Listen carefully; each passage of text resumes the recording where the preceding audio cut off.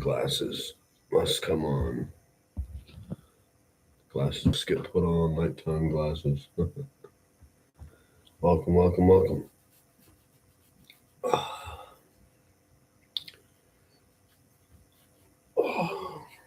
Sometimes a good head scratch with long hair is really necessary.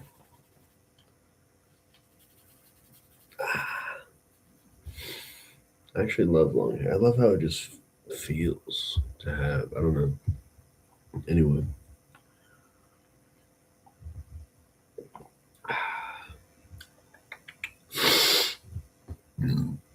Oh my God, excuse me. Welcome back to the digital library. I thought it was interesting that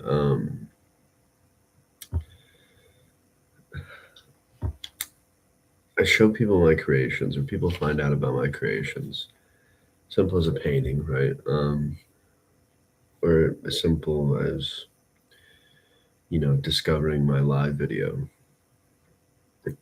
What you'll notice about the follower, the observer who views your creation, views your whatever, tends to immediately default towards a corrective state of comparison, but also like immediately feels like they can help you in some way, which is not a bad thing.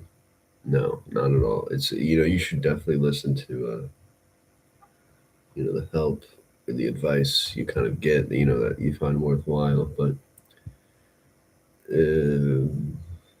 for instance, someone saw one of my paintings and said to me, because I don't have them framed or anything, but said to me I should paint the edges. I should start painting the edges. So I'm painting the entirety of the surface, which is what she's talking about, or what they were talking about, was like you have the front, right, edge, and then the back, right. She wanted me to paint the edges, and all people are going to see is the front, first of all. But let's say if I frame the painting, right, the edges are going to get covered up. And I don't know where I was necessarily going with this. I can't really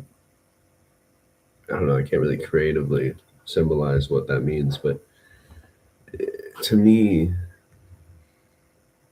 something as simple as like telling you to format what you're creating, telling you to format your creation in such a way that it helps you, right? Someone came into my live. This is so laggy right now. I don't know, but someone came into my live the other day, 2 days ago or something, and immediately told me I should switch to vertical streaming content, so I would, appear on an algorithm. And I thought that was interesting because it's one of the first things they fucking told me. And you'll notice that most of interaction nowadays, if it's with unconscious people, followers or whatever, it's immediately like a dick swinging or like a dick measuring contest. What do I have? What do you have? Let's compare. Well, even if it is like a library of, quotes, things you've learned, like lessons you've learned along the way, it becomes like a show off of that. And the only thing I can really do is, I guess, mirror it back, right? I can only, especially to unconscious people, you can't really get through to unconscious people and it does get exhausting because a lot of people I know exist in an unconscious, excuse me, an unconscious state, but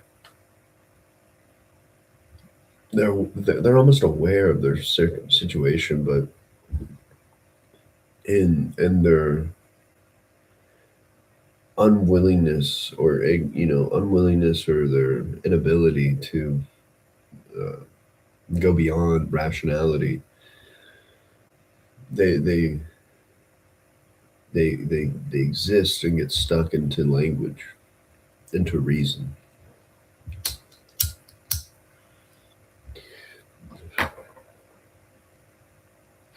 And there's a really great quote or something I heard by what's it, Kanye West.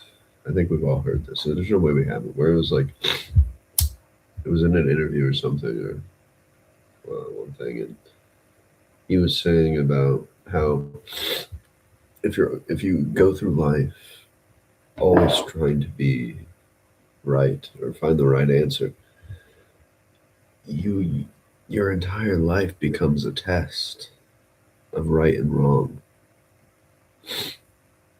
You know how exhausting that is? Like genuinely. I think that's been one of the most exhausting things for me as an artist or as a human, whether or not it's completely internal or um, just me kind of taking shape around the environment I'm in. But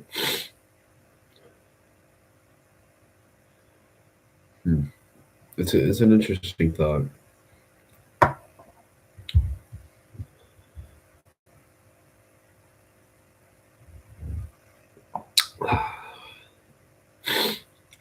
I had like something I wanted to specifically come on here and say and rant about. But now I'm having trouble remembering. I guess we can keep going about unconscious people, if you will, people who don't have who don't have purpose, people who don't have the ability to hold two ideas at the same time in their mind.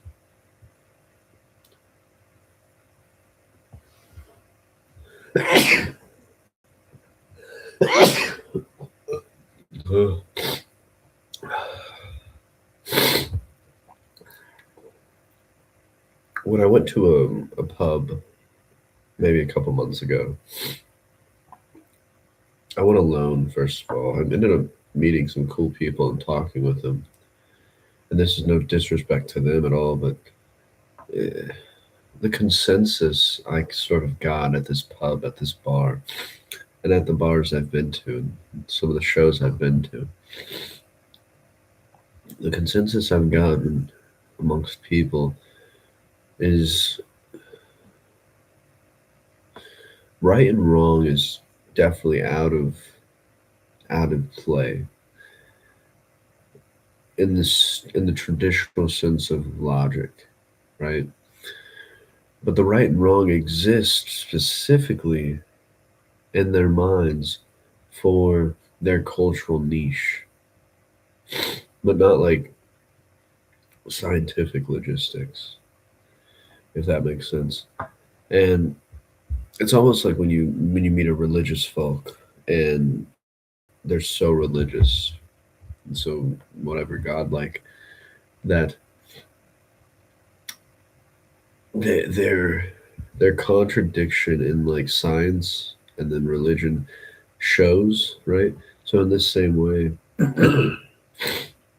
it's a contradiction of like self purpose and this other side of the expression that is almost extremely childlike, which is, like I said, not necessarily a bad or good thing. Being, connecting to your child, your inner child is very important, but a lot of what surrounds me is, I think, I think it ends up being like a temper tantrum that got harnessed into some creative expression. People are so angry; they want to scream, they want to have power. Um, they want to exist within the thought process of the culture that surrounds them, and they want to assert power in it. And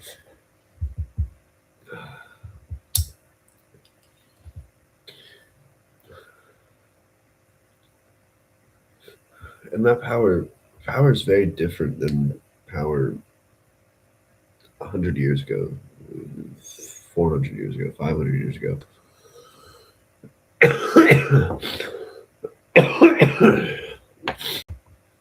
there we've gotten, how do I say it? This culture sort of progressed along the timeline of the birth of rock and roll, birth of jazz, the beatnik poets, the psychedelic movement of the '60s, into the '70s and '80s, where you're getting more into the Cold War.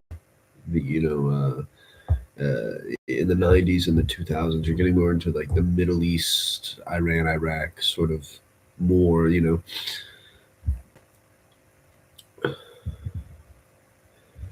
The beginning of the timeline of like true like creative expression, I think, was harnessed after the Industrial Revolution sort of took place and took shape across the lands, across the West, and birthed itself out of the East. Um, the Industrial Revolution was the first revolution to sort of not necessarily the first revolution to do this, but in my vicinity of time, it's one of the first. It's the most predominant revolution, and I think in our time that we can draw compare we can compare and contrast what's happening to in different times, uh, comparing to what is now being birthed, um, which is a whole other can of worms we're getting into. But as you look at the beginning of what was surrounding the environments of these sort of technological industrial revolutions, cities form, obviously, jobs form, communities form around uh, work, around like certain, habits of work or certain jobs, certain realities that are now inevitable because of the industrial revolution. It's a really great game. I think a lot of people should play it because it's just like it's one of those games that you play one time and it's almost enough because it's especially if it's your first time. Oh my god, it's so beautiful. It's one of those types of things like watching a movie for the first time. Red Dead Redemption 2. Obviously Red Dead Redemption, the game before, or it's the game after it technically, and the prequel is Red Dead Redemption 2, um, which follows a character named Arthur Morgan who is in a gang, and they're basically out trying to outrun the Industrial Revolution. The they're trying to hold on to the West, the frontier, the West, the Wild West, and this is in the 1890s, I believe, and they're basically just outrunning the law, going town to town and trying to fucking live, and there's a story attached to it, right? But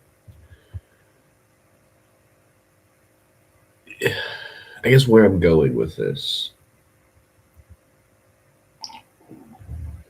is that formation of society was the enemy. to those people, right? To the outlaws. And I'm trying, like, as a writer, as a speaker, as a creative, as an artist, whatever, I'm trying to look at it through a lens of, what are we running from? If you view yourself as an outlaw or something like that, what are we running from? And I almost notice a sort of, I believe it's called like Ouroboros or something, like the snake eating its own tail. We're almost repeating what that original sort of relationship between the outlaw and the Industrial Revolution, where knowledge and information is an environment in itself. It creates hidden environments when put upon a public, an individual, a citizen, a family, and due to the due to the habits that were formed from it, led us to these next moments, these next technological, electrical advancements, social advancements. But now imagine yourself as you're on the Wild West. You're in the Wild West. You're on the frontier, running, escaping the Industrial Revolution of form of these cities, of money, of all this nonsense. You just want to live. You want to eat your food, play your guitar, write your fucking stories and journal, right? Just be around a fucking campfire, just hear the birds. It's a beautiful idea, right? Now, in that same way, picture yourself as an outlaw, but now you're the outlaw born into the Industrial Revolution. Now, your sort of hidden environment is not hidden. You're soaked in it. You're soaked in meaning. You're soaked in the suffocation of information. Obviously, no one can really predict 2026. What the what technologies are holding and what they have done. The hidden environments they've created. But as you take that imagination of, I'm an outlaw, what revolution is sort of pushing me? And it's I don't know if there's a word for it necessarily. I kind of want to call it the cosmic revolution, the universal revolution almost. But I don't like universal. I like the idea of like a cosmic revolution or a mythical or mystic revolution. And I guess what I'm meaning by that is we're in a world where everything is everyone's business. There's a camera on everyone. You're constantly worrying about an image or a video of you getting dragged and canceled, like your identity getting canceled online. It's a whole other can of worms that people have not, in our past, have not had to contemplate. And now a generation of us are born into it, and we're going to keep getting born into it. And there has to be dialogue, there has to be ideas about it, right? We can't keep getting told what's happening to us. We have to explain it ourselves because we're the only ones experiencing it. So back to this idea of what are we getting pushed towards? What hidden environment is getting created and affecting us, directly impacting us? And it's what I would call I guess, a cosmic revolution. It's this sort of totality of information, communication, entertainment, knowledge, form, you could say. And it's chasing, humans, animals, nature into this state of being observed constantly, being hunted. And even hunting has lost its sense because we are no hunters. Many of us hunt for sport, sure, but you don't you don't need to hunt. You don't need to hunt. You want to hunt, right? And these needs and wants of certain groups of people are very different due to how the environment affects the individual, affects the group. Um,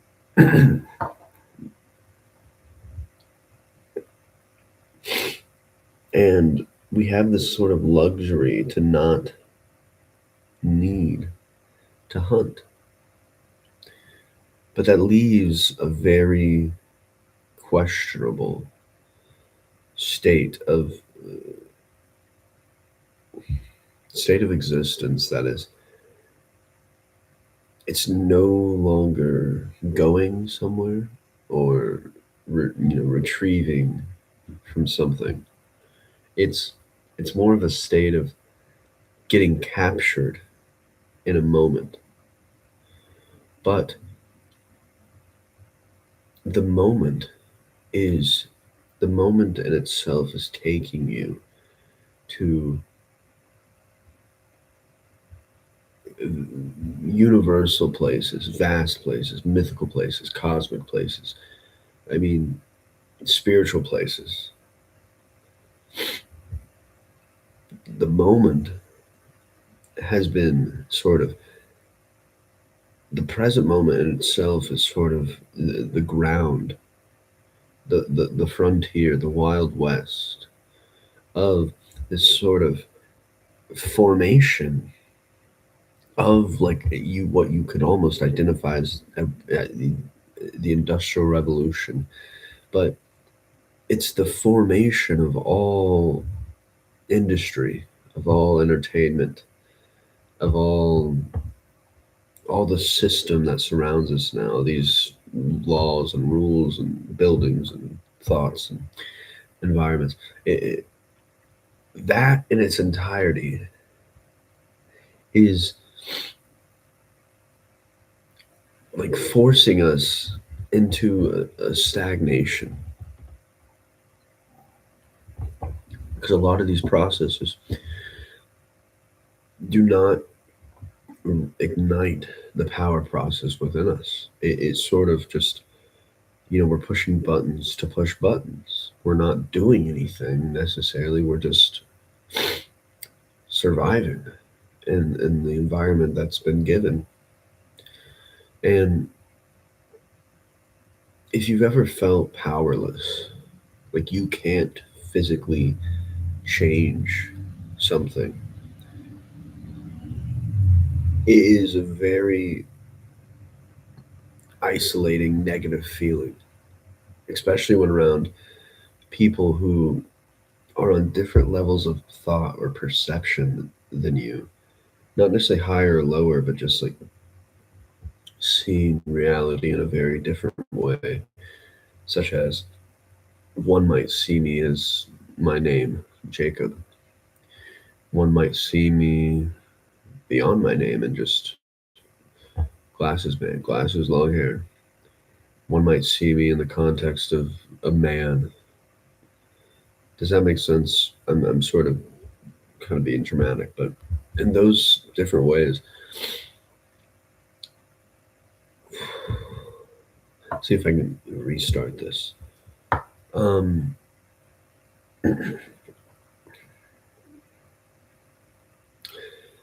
so, what are we to do as we're sort of running, surviving this cosmic revolution, whatever you want to call it?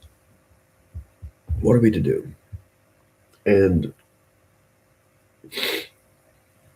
I think it's in our perception that first starts. There's always the Gil Scott Heron um, song or his quote that the revolution will not be televised, will not be televised, will not be televised.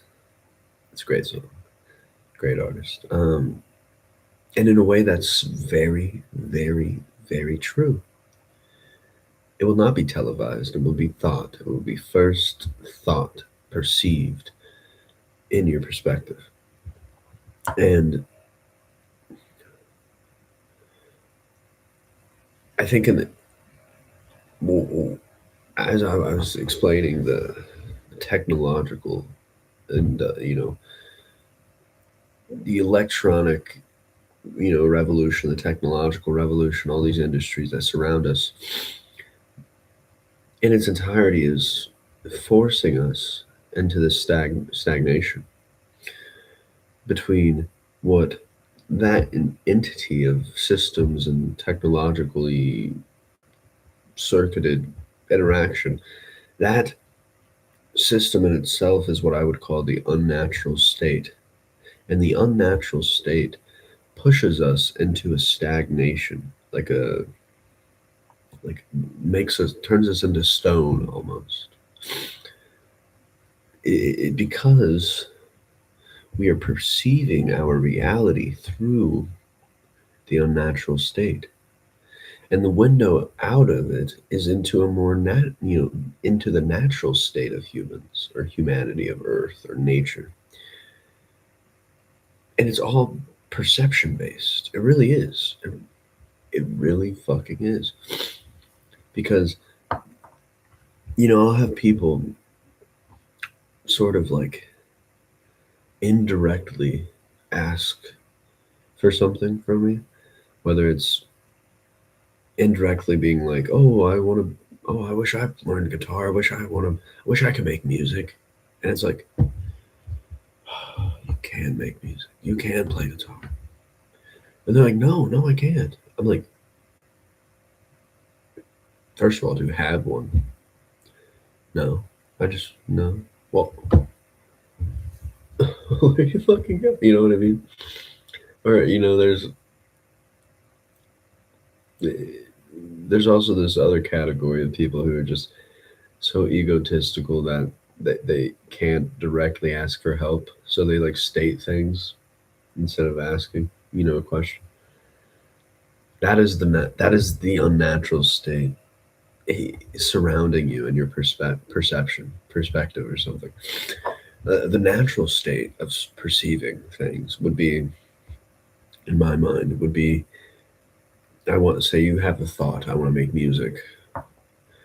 The natural response would to be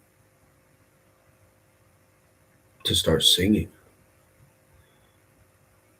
to start humming, to start making a little. That would be the natural response. It would be to directly start. Whether or not you have, your ideal image or your ideal instrument, start. Fucking start. And this is where, I mean, humanity is in a big way, because there's so many groups and niches of environments that constantly are dictating that their way is the way. And what does that do in this world? It creates a frontier on a much smaller level.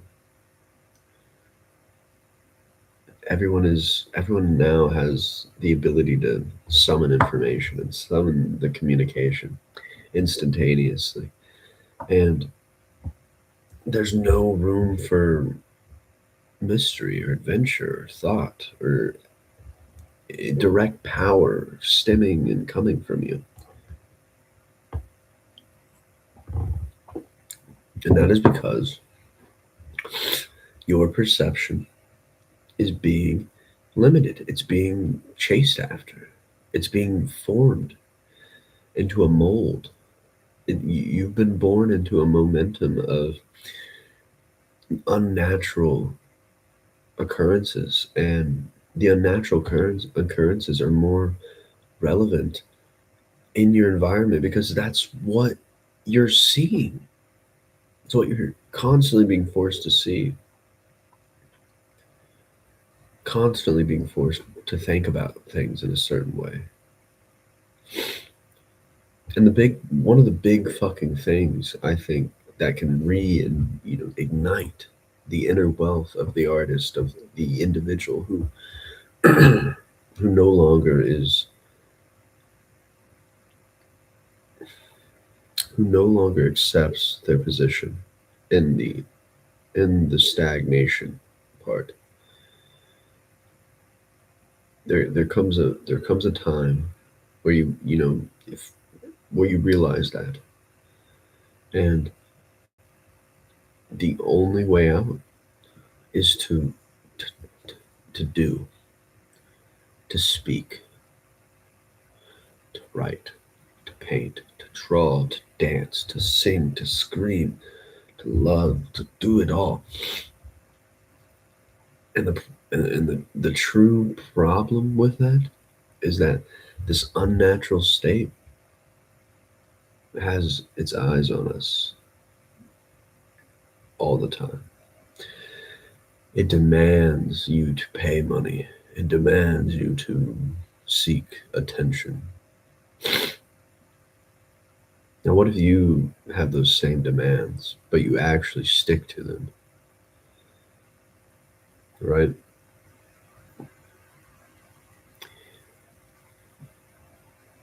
No longer will you need something because you understand that you can access it all through the natural state. Not the unnatural state, but the natural state, because you can't own anything. You can only act upon things that are around you. So, what do you own and what owns you? What do you interact with and what interacts with you? Carry on.